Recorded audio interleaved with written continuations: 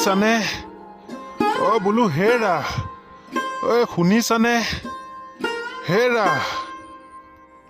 আহিছো আহিছো আহিছো।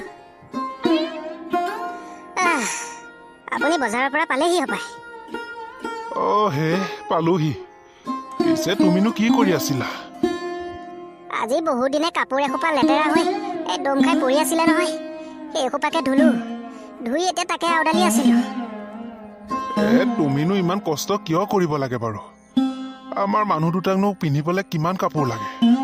তুমি সেইখিনি মিছাতে ধুই পেলাই এনেই কষ্ট কৰি মৰিছা। ভাল লাগিল দিয়ক, আপুনি যে বুঢ়া কালতো মোৰ কষ্টৰ কথা চিন্তা কৰিছে। পিছে আজি বজাৰত শাক পাচলি কিমান বিকিলে? বিকি বাৰ্তা ভালনে বাৰু?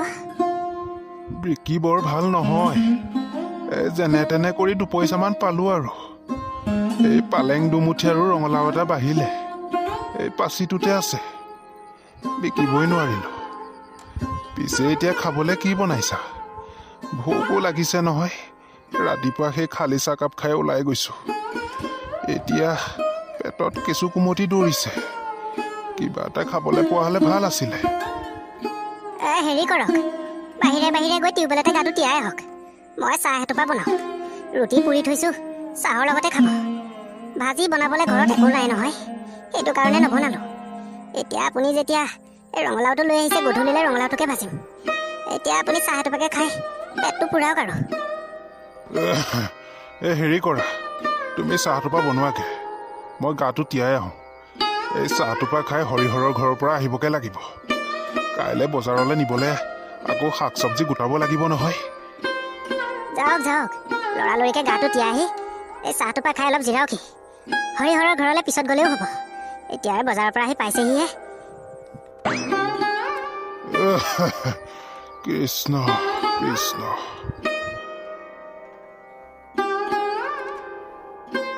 বোলো হেৰি, শুনিছেনে? হেৰি, টোপনি গ'ল নেকি? শুনিছেনে? বোলো ভাত খাবলৈ আহক আকৌ। মই ভাত কেতিয়াবাই বাঢ়িলো, আপুনি উঠি আহক। শুনিছেনে?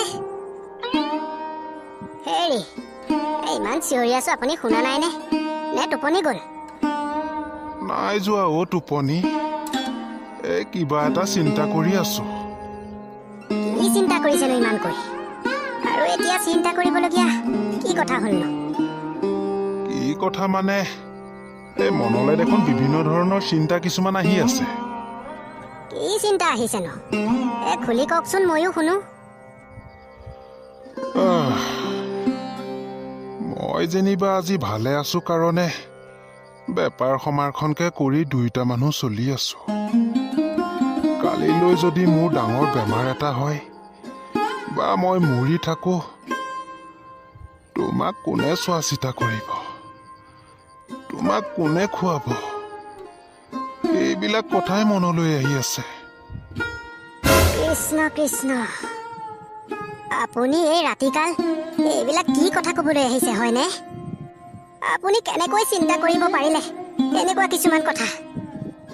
মই ভগৱানৰ ওচৰত সদায় প্ৰাৰ্থনা কৰোঁ, আপোনাক যেন ভগৱানে সদায় কুশলে মংগলে ৰাখক, আৰু আপোনাতকৈ আগতীয়াকৈ যেন মোক তেখেতৰ চৰণত ঠাই দিয়ে।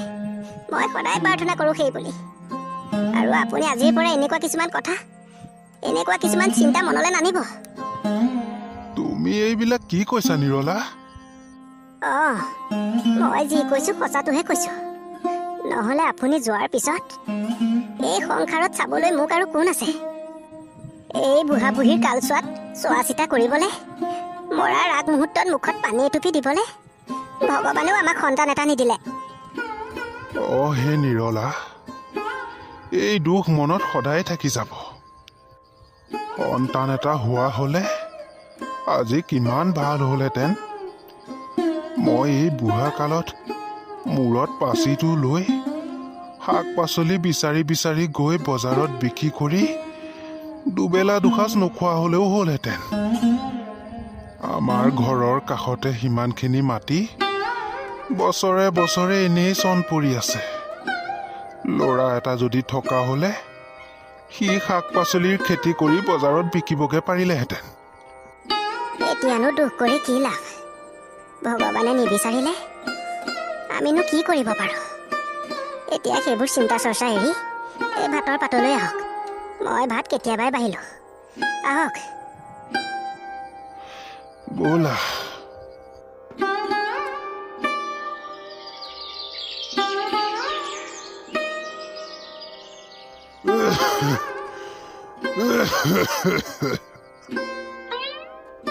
হেৰি, এই গাটো বেছিকে বেয়া যদি এই বজাৰলৈ যাব নালাগে নহ'লে।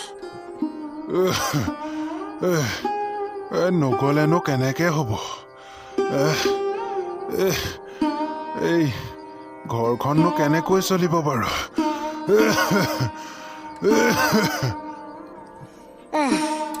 মই কি কৈছোঁ এবাৰ শুনকচোন। এই যোৱা ৰাতিও আপোনাৰ ভীষণ জ্বৰ। এইটো অৱস্থাতনো বাৰু আপুনি এই শাক পাচলিখিনি মূৰৰ ওপৰত লৈ বজাৰ সমাৰলৈ কেনেকৈ যাব? এইটো কাৰণে কৈছোঁ, নালাগে নহ'লে দিয়ক, ঘৰতে জিৰণি লওকচোন। যদি আকৌ বেছি গা বেয়াত পৰে আকৌ পিছতনো বজাৰ সমাৰ কেনেকৈ কৰিব? আজি নহ'লে জিৰণি লওক। দৰৱ পাতিও আনিব লাগিছিলে নহয়। বজাৰলৈ যোৱা হ'লে ভাল আছিলে। শাক পাচলি কেইটা বিকিব পাৰিলেহে দৰৱ পাতিও কেইটা আনিব পাৰিলোহেঁতেন। বজাৰৰ দৰৱ খাব নালাগে, ৰ'ব। আইটিকৈ ঘৰুৱা দৰৱ 3 পালিকে আনিম। এতিয়া মই নদীৰ পৰা পানী আনিবলৈ যাওঁ। আপোনাৰ যদি কিবা খাবলৈ মন যায় উঠি গৈ খাব। এই ৰুটি বনাই থৈছোঁ, চাহ এটোপা পাৰিলে বনাই খাব।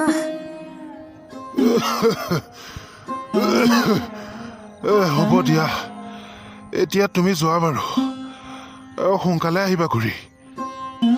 হে প্ৰভু, সন্তান এটা নিদিলা নাই। ইমানখিনি আমি কষ্ট পাইছোঁহি, এতিয়া মানুহজনক অসুখত পেলাই তুমি মোক ইমান কিয় কষ্ট দিছা প্ৰভু? আমিনো তোমাৰ ওচৰত কি দুখ কৰিলোঁ যে অকল সংসাৰৰ গোটেই কষ্টখিনি আনি আমাকেই দিছা? তোমাক কাবৌ কাকতি কৰি মাতিছোঁ প্ৰভু, মানুহজনক সোনকালে সুস্থ কৰি দিয়া, নহ'লে যে মই নিগমে মৰিব লাগিব।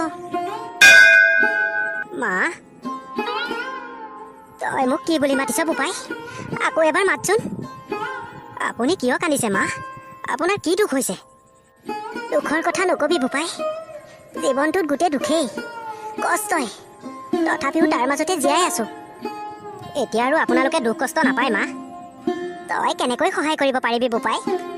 তই ইমান সৰু ল'ৰাটো হৈ তই কেনেকৈ কামখিনি কৰিবি? আৰু তোৰ ঘৰ ক'ত? তই ক'ৰ পৰা আহিছ বোপাই? মোৰ ঘৰ বাৰী নাই, মই আপোনালোকৰ লগতে থাকি আপোনালোকক সহায় কৰিম। জানো তই কাম কৰিব পাৰিবিনে নাই? ইমান সৰু ল'ৰা তই, তথাপি ব'ল, কাম কৰিব পাৰিলেও নোৱাৰিলেও তই আমাৰ লগতে থাকিবি। আমাৰ যেনিবা খাবলৈ কষ্ট, তথাপিতো তেনেকৈ থাকিবি আৰু সুখেৰে দুখেৰে মাজত। ব'লক মা, আপুনি দেখিব নহয় মই কাম কৰিব পাৰিম নে নোৱাৰিম। প্ৰভু, এয়া চাগে তোমাৰেই লীলা, তুমিহে জানা আৰু কি কৰিব বিচাৰিছা।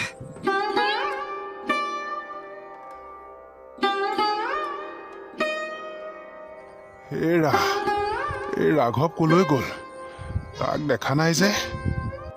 ই শাক পাচলিলৈ বজাৰলৈ বেচিবলৈ গ'ল। ইমান ৰাতিপুৱাই গ'ল নে আজি? ক'তনো মোৰ কথা শুনিব সি?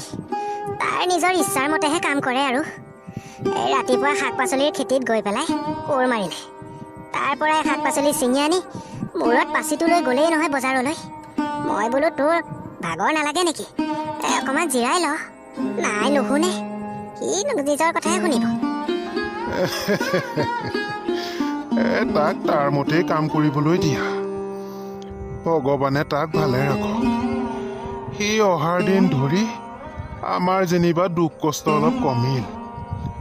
সি কিন্তু ল'ৰাটো বহুত কৰ্মী ল'ৰা। ডাঙৰ হৈ ই বহুত ডাঙৰ কৰ্মী মানুহ হ'ব, তুমি চাই থাকা। ময়ো সেইটোৱে বিচাৰোঁ, ভগৱানে তাক ভালে ৰাখক। এই ভগৱানৰ ওচৰত প্ৰাৰ্থনা কৰোঁ। অ' বৰমা, বৰমা, ঐ বৰ্তা ঘৰত আছেনে? ঐ কোননো? ঐ আমি বাহিৰৰ ঘৰতে আছোঁ, ইয়ালৈকে আছোন। ঐ বৰ্তা, ঐ বৰমা, ডাঙৰ কথা এটা হ'ল নহয়, ডাঙৰ কথা এটা হ'ল। কি হ'ল টিকৰ? তই কিয় এনেকৈ উধাটো খাই আহিছ? ৰাঘৱৰ এক্সিডেণ্ট হ'ল। এই ৰাস্তাটো পাৰ হ'বলৈ বিচাৰোঁতেনে তাক গাড়ী এখনে খুন্দিয়াই দিলে। তই সঁচাকৈ কৈছনে তীখৰ? মইনো বাৰু মিছাকৈ কিয় ক'ম বৰ্তা? তাক এই হস্পিটাললৈ লৈ গৈছে। আমি তালৈকে যাওঁ আহক। বল বল তীখৰ, আমাক লৰালৰিকৈ লৈ বল। ৰাঘৱে চাগে বহুত কষ্ট পাইছে।